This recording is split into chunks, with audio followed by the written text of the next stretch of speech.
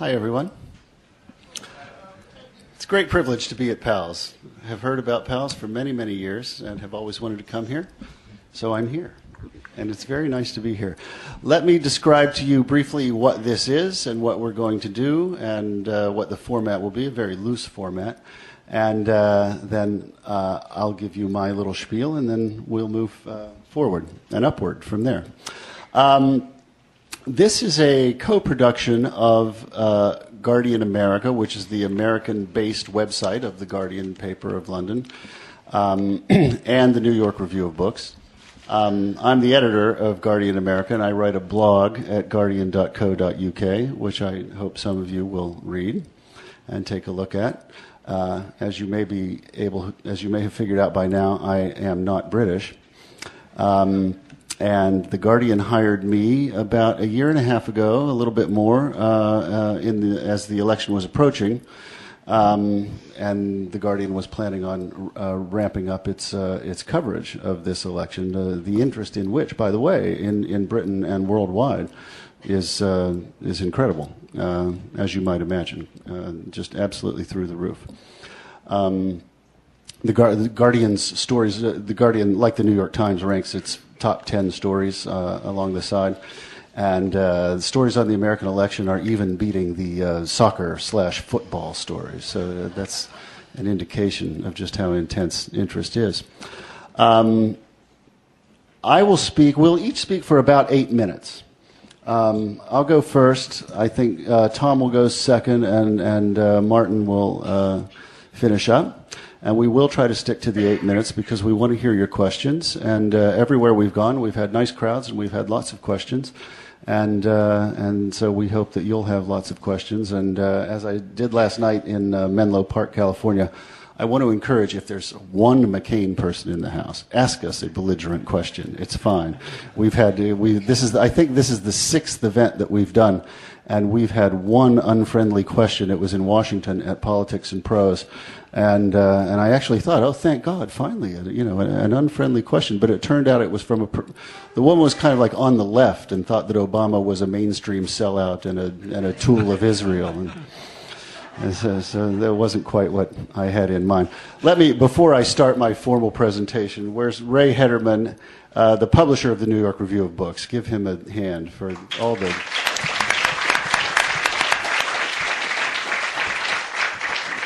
just for the continuing, excellence of that magazine that I'm really, deeply humbled to be associated with. Next to him is his daughter, Jenny, who did all the logistics for this tour, and you can imagine what that's like to do. So I personally want to give Jenny a hand, too. Okay, you're in front of me, so it's your responsibility to time me. Okay?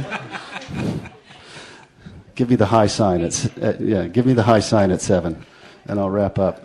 I want to make 2 points about this election, a sort of broader historical point, and then a tactical political point about what I've observed so far.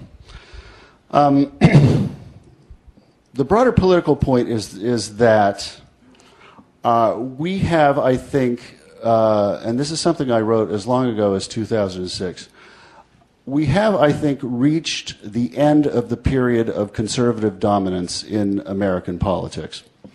Before you applaud that too broadly, it doesn't mean by default that we have entered a period of liberal resurgence, because I think that's not quite clear, and obviously it wouldn't be clear until Obama wins, if he wins next Tuesday, and we see what the results are like. But even then, it would be premature to say anything like that, for reasons that I'll go into if I can do it in 8 minutes' time. But I would put it like this. The modern conservative movement was, of course, born in the 1950s, around William Buckley, around the founding of the National Review magazine, around a group of people who, financiers and others, who got together and funded this new thing called the conservative movement to try and defeat the liberal hegemony that was extant at the time, even indeed under Eisenhower's presidency, because Eisenhower accepted the basic parameters of the New Deal. And there's a great quote does anyone know this quote from Eisenhower about how anyone who is against Social Security is crazy, and it's only just a few crazy Texas oilmen, and it's a completely discredited view? Well, what goes around comes around eventually. From that moment, it then took the conservative movement quite a lot of years, right, to get power. It didn't take them very long to wrest control of the Republican Party, and they nominated a conservative for the presidency in 1964. He lost quite badly, as we know. Nixon wasn't really one that conservatives quite called their own. And it took until Ronald Reagan for the conservative movement to capture the White House. Now, think of American politics, I would say, from the perspective of the quote-unquote average American voter, the person who is not that ideologically committed one way or the other, who doesn't care, who cares more about, football and American Idol than politics, and who doesn't, think that much about politics day in and day out. To that person, conservative governance did all right. Reagan restored pride in America, and the Soviet Union collapsed, and so on and so forth. So to that kind of American, and that's essentially the kind of American who decides elections, the people in the middle, who might go one way or might go the other, that person had never experienced conservative governance failing him or her in any kind of profound way. Reagan, things were pretty good.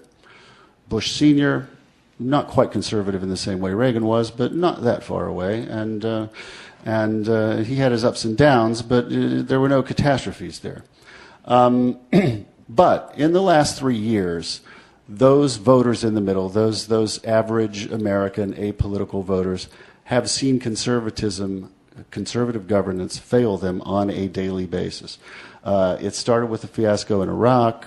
It had to do with the economy, then sluggish, not yet catastrophic, but now catastrophic.